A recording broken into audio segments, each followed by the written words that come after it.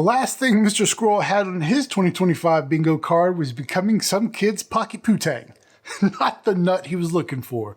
My name is James, and this is Rotten Reads.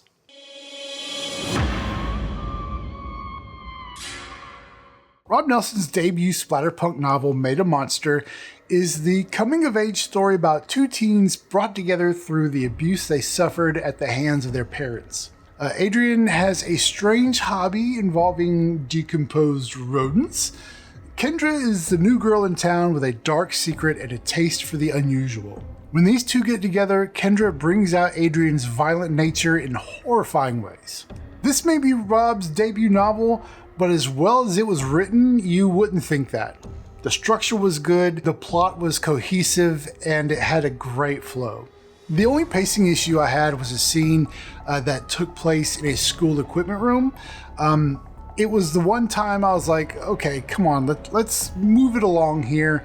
I feel like moving the kid around the room just kind of slowed things down a little bit.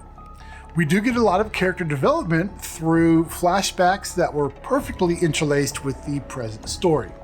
I never got lost or felt jarred in the transitions. And Kendra and Adrian have their own agendas and stories that run parallel, and at the end, they collide with a massive crescendo and a surprising plot twist. The tone of the book really helps the impact of that ending. Overall, the book has a heavy tone and tackles some big issues, but there's enough humor to keep you from feeling overwhelmed.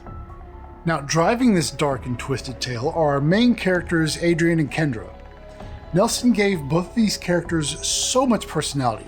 This shows how they interact with each other versus secondary characters like Principal Kunst.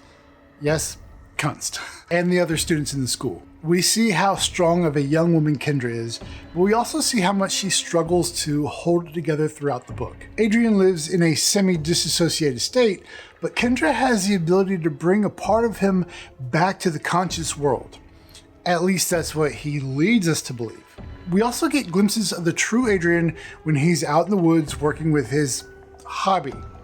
He's just such a complex character and is written so well. Now, going into Made a Monster, I wasn't really sure what to expect. With newer Splatterpunk, it's hard to tell what type of story you're going to get. Sometimes it's over the top and full of humor, and sometimes it's dark, heavy, and sinister.